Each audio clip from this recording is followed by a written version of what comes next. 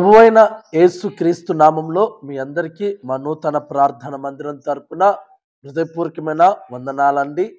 ప్రతిరోజు కూడా ఈ విధంగా మనము బైబిల్ చదవడము, ధ్యానించడము లేదా వినడము ద్వారా అనేక విషయాలు తెలుసుకుంటూ ఆత్మీయంగా ఎంతో బలపడుతున్నాం. ఆత్మీయంగా ఒక వ్యక్తి బలపడినప్పుడే దృష్టిని సాతాను క్రియలను మనము జయించగలుగుతాము. అలా జయించగలిగిన వానిని ప్రభు తన సింహాసనం మీద కూర్చోబెట్టును, నిత్య రాజ్యంలోకి తాను మిమ్మల్ని ఆహ్వానించును. కాబట్టి ప్రియమైన సహోదరి సహోదరుడా, మనము ప్రతిరోజు కూడా వాక్యమును నిర్లక్ష్యపరచక వాక్యమును చదువుతూ ధ్యానిస్తూ వింటూ ఉన్నప్పుడే ఈ లోక సంబంధమైనటువంటి క్రియలను జయించగలుగుతాం. అయితే ఈరోజు కూడా ఓ వాక్య భాగాన్ని చదువుకొని మరింతగా మనము అనేక విషయాలు తెలుసుకుందాం. రండి. 37వ కీర్తన 4వ వచనం. యెహోవాను బట్టి సంతోషించుము, ఆయన నీ హృదయ వాంఛలను తీర్చును. ప్రియమైన సహోదరి సహోదరుడా, ఈరోజు చదివినటువంటి ఈ వాక్య భాగాన్ని గనక గమనించగలిగినట్లయితే యెహోవాను బట్టి సంతోషించాలి. ఈరోజు చాలా కుటుంబాలలో చాలా మంది కూడా ధనమును బట్టి డబ్బును బట్టి సంతోషిస్తుంటారు. మంచి ఇండ్లు ఉందని సంతోషపడుతుంటారు, చక్కటి పిల్లలు ఉన్నారని సంతోషపడుతుంటారు, లేదా మంచి ఉద్యోగం ఉంది, నెలకు ₹1,00,000 సంపాదిస్తున్నారని వాటిని బట్టి సంతోషాన్ని కలిగి ఉంటారు.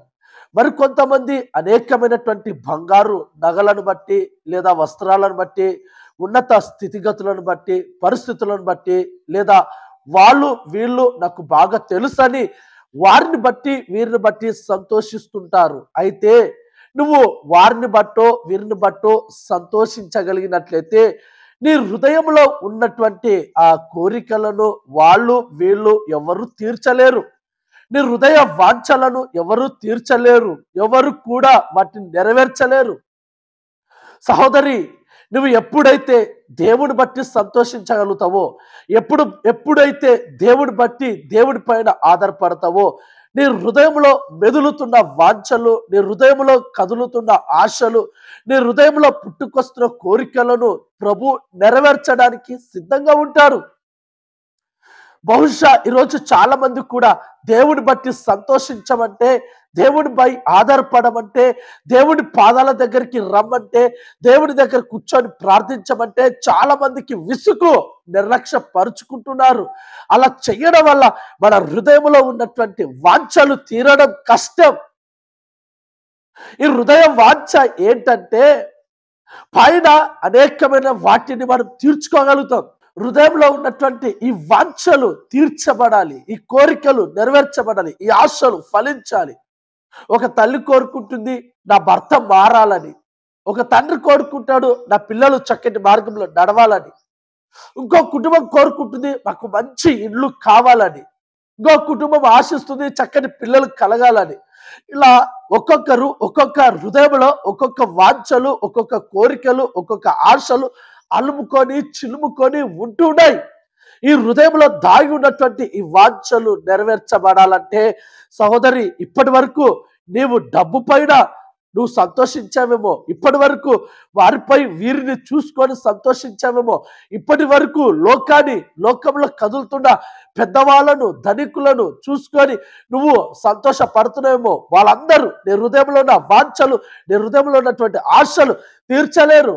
అలా నువ్వు ఉన్నట్లయితే నువ్వు ఎప్పటికీ ఆశీర్వదించబడిన వ్యక్తిగా నువ్వు కనబడవు, ఎప్పుడు దీవెనలు పొందుకున్న వ్యక్తిగా కనబడవు. పైగా నీ ఇంటిలో ఎప్పుడు చిక్కులు, ఎప్పుడు ఇరుకులు, ఎప్పుడు ఇబ్బందులు, ఎప్పుడు రోగాలు, ఎప్పుడు సమస్యలు, ఎప్పుడు గొడవలు, ఎప్పుడు కొట్లాటలు, ఇవే నీ చుట్టూ తిరుగుతూ నిన్ను బాధిస్తూ కృంగదీస్తూ చావుకు దగ్గర చేసేసి నేను అర్ధంతరంగా మధ్యలోనే చంపేస్తుంది. అలా కాకూడదంటే ఈరోజు ఒక తీర్మానం తీసుకో. ప్రభువా, వేటిని బట్టి నేను సంతోషపడను, నిన్ను బట్టే నేను సంతోషిస్తాను, నీపైనే నేను ఆధారపడతాను, నిన్ను మాత్రమే నేను నమ్ముకుంటాను.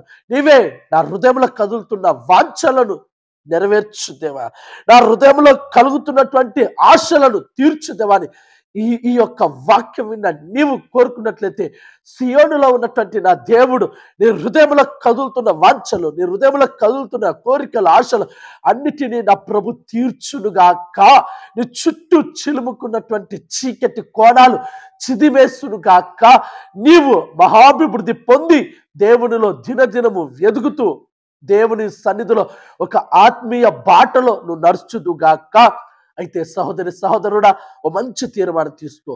ప్రభువా, ఈ క్షణం నుంచి ఇంకా నేను డబ్బును బట్టి సంతోషించాను, మనుషులను బట్టి సంతోషించాను, కొడుకులను, భర్తను, భార్యను బట్టి సంతోషించాను, నాకు కలిగినటువంటి అంతస్తులను బట్టి నేను సంతోషించాను. వాటిపైన ఇప్పటికీ ఎప్పటికీ మరెప్పటికీ నేను ఆధారపడను, వాటిని నేను నమ్ముకోను.